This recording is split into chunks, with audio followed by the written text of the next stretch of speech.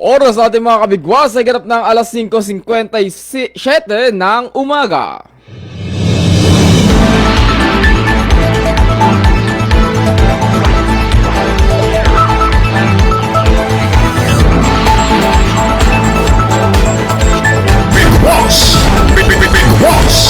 Magandang umaga lungsod ng Puerto Princesa at magandang umaga sa buong lalawigan ng Palawan. At gayon din magandang umaga buong Pilipinas. Tayo muli magsasama-sama ngayong araw ng Lunes, Abril 20 taong 2026 para pa rin sa ating programang Arangkada Bigwas Balita. At ako ang inyong magiging tagapag-ulat ngayong umaga, Ronnie Abile.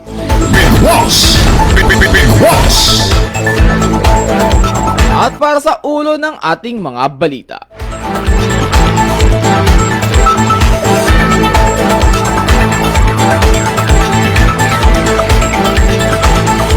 para sa ating balitang international mga kabigwas, Iran muling isinara ang Strait of Hormuz isang araw lamang matapos ang pagbubukas nito.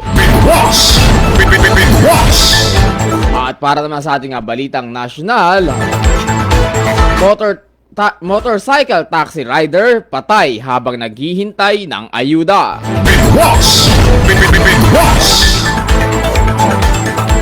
Kongresista muling nanawagan kaya VP Sara Duterte na dumalo sa impeachment hearing.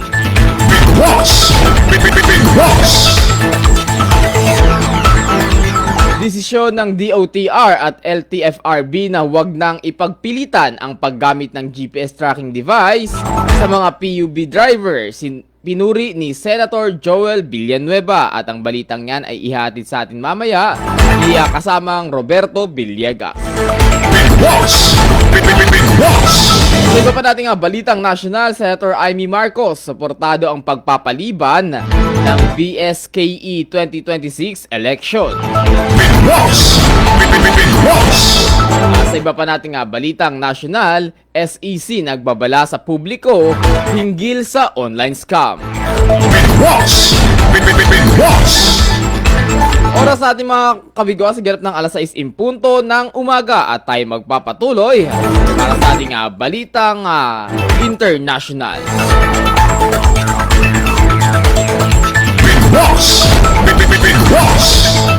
Sa ating balitang international, Iran muling isinara ang Strait of Hormuz isang araw lamang matapos ang pagbubukas nito.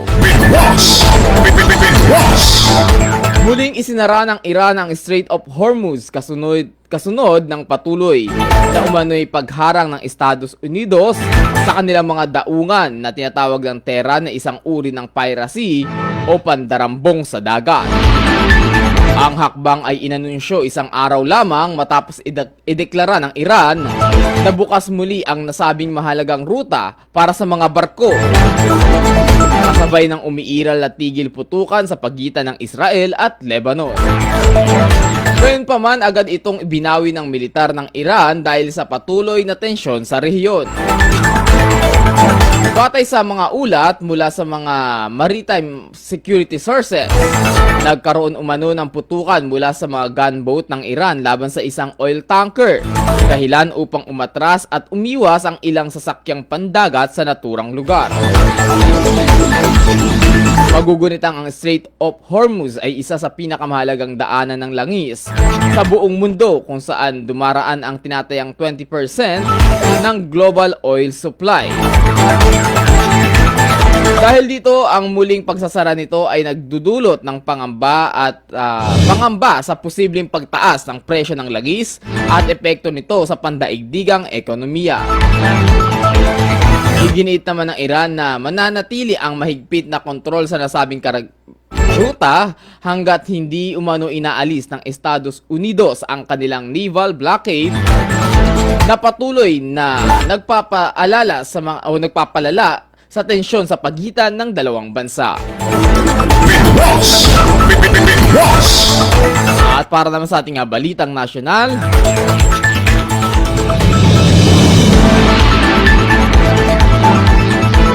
motorcycle taxi rider patay habang naghihintay ng ayuda.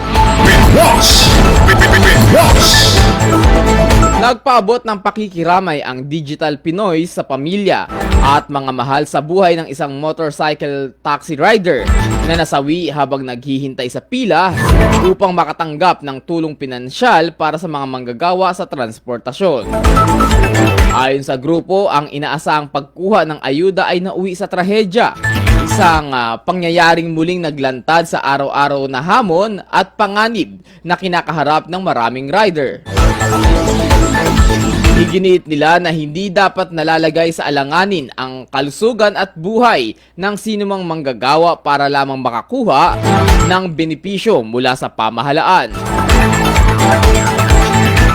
Binigyang diin din ng organisasyon na ang mga programang pang-ayuda ay dapat nakatuon sa pagpapagaan ng buhay ng mga benepisyaryo, hindi sa paglalagay sa kanila sa panganib at nakakapagod na sitwasyon. Sa halip ay nanawagan sila ng mas maayos na sistema ng distribusyon, kabilang ang paggamit ng mas organisadong community facilities at modernong teknolohiya. Tinukoy ng Digital Pinoy na ang mahabang pila, siksikan at mano-manong proseso ay mga outdated procedures na patuloy nagpapahirap sa publiko. Minungkahi rin nila na ang pagpapalawak ng digital solutions sa pamamahagi ng ayuda upang maiwasan ang ganitong insidente sa hinaharap. Bukod dito, binigyang pansin din ng grupo ang lumalalang issue ng overboarding sa sektor ng motorcycle taxi kung saan masyadong maraming rider ang nagkakakompetensya sa limitadong oportunidad, isang sitwasyon na lalo pang nagpapahirap sa kabuhayan ng mga nasa industriya. Sa iba pa nating balitang nasyonal, kongresista muling nanawagan kay VP Sara Duterte na dumalo sa impeachment hearing.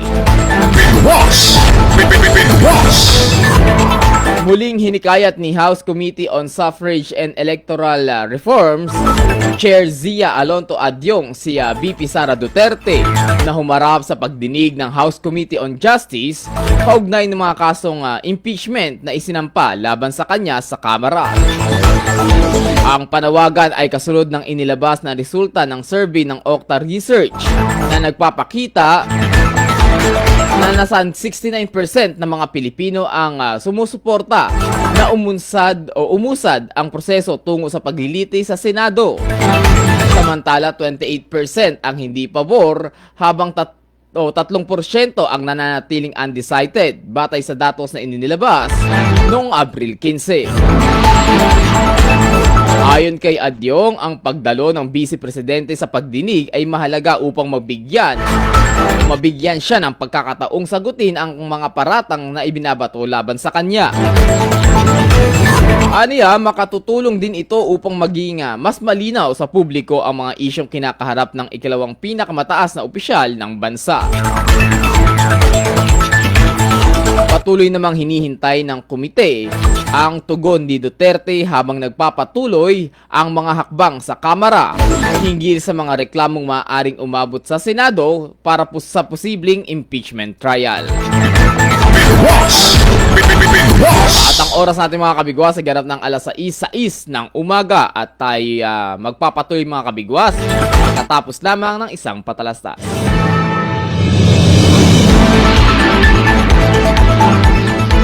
O ba ay nakabili ng lupa o property na hindi mo pa naililipat sa iyong pangalan? May lupa pero tax declaration lang ang hawak? May hinanang property mula sa magulang na gusto ay transfer ang titulo sa iyong pangalan. May nawawalang titulo at kailangang i-verify sa Registry of Deeds. Magpapa-survey, subdivide o magpapasukat ng lupa. Pero wala kang oras o panahon para asikasuhin ang mga ito. Walang idea kung papaano ang proseso. At higit sa lahat, hanap mo ba ang mapagkakatiwalaan, legit at subok na ang serbisyo? Sagot ka namin dito sa J&Q Docs Land Title Services. Mga problema mo ay susolusyonan, mura ang serbisyo, higit sa lahat mapagkakatiwalaan. Kami ay may opisina at ito ay matatagpuan sa 235 Fernando Poe Jr. Avenue, Quezon City. Kami ay sertipikado na gumanap upang magsegowa ng mga serbisyong may kinalaman sa lupa o property na pinagtibay ng DTI, BIR, Mayor's Office at iba pang mga partner agencies. Mayroon din kaming legal expert o attorney at property expert para magbigay serbisyo. Bilang katunayan, narito ang ilan sa ating mga thankful clients na ating naserbisyohan mula pa noong taong 2020 hanggang sa kasalukuyan.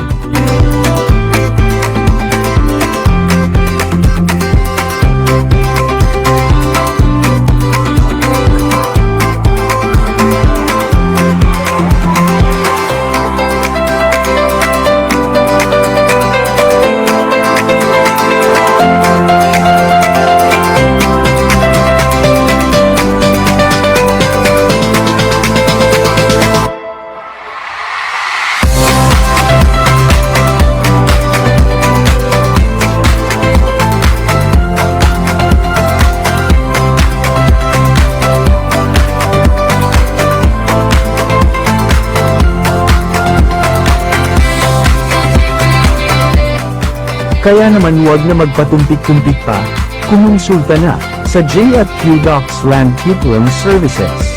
Nakakasiguro ka sa tapat, mura, at dekalidad na serbisyo.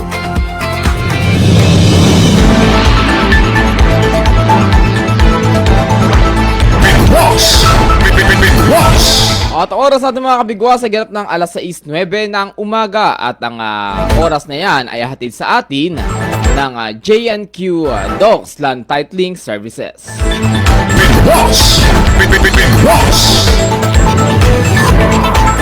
At para sa iba pa nating balita mga kabigwas,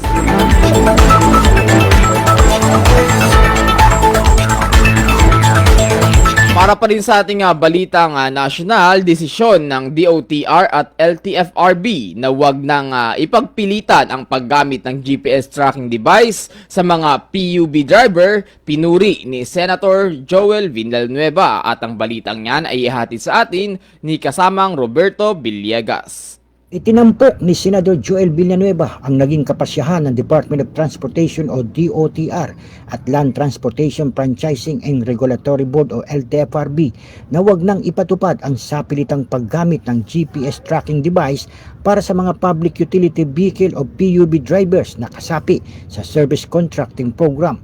Itinuring ni Senador Villanueva bilang isang positibong hakbang ang naturang desisyon ng DOTR at LTFRB para sa mas makatao at makatwirang pagpapatupad ng mga regulasyon sa sektor ng transportasyon. Pinasalamatan din ng nabanggit na senador ang pagiging bukas ng DOTR sa mga suwesyon at hinaing na mga tsuper na pinag-usapan sa pagdinig ng Senate Protect Committee kamakailan. Ipinuntos pa ni Villanueva na mahalagang maibsan ang mga dagdag pasanin na gastusin sa mga manggagawa sa transportation sector bunsod na patuloy na krisis sa langis.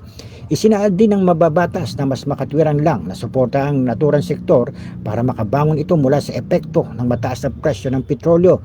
Anya, ipinamalas din ng DOTR ang kakayahan nitong maging flexible at tumugon sa pangangailangan ng mga sektor na apektado ng mga energy emergency na mahalaga para maging maayos ang implementasyon ng mga programa ng gobyerno. Mula sa Metro Manila, Roberto Villegas nag-uulat para sa Bigwas News Philippines, lingkod ng katotohanan.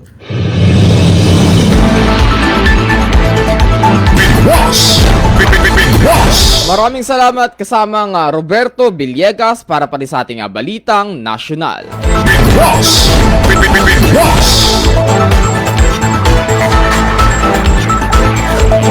At para sa iba pa nating balita mga kabigwas, Senator Amy Marcos, suportado ang pagpapaliban ng BSKE 2026 election. Ipinahayag ni Senator Amy Marcos ang kanyang pagsuporta sa panukalang ipagpaliban ang 2026 barangay at sangguniang kabataan elections o BSKE elections. Ito ay kasabay ng panawagang ilaan ang pondo nito sa mas mahalagang pangangailangan ng bansa.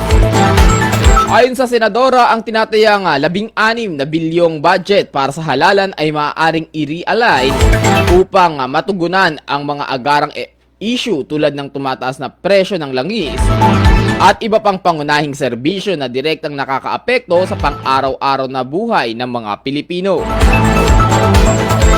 Binigyang din niya na mas mahalaga ang tuloy-tuloy na paghahatid ng serbisyo sa antas ng barangay kaysa ang pagsasagawa ng halalan, lalo na sa harap ng umiiral na hamon sa ekonomiya.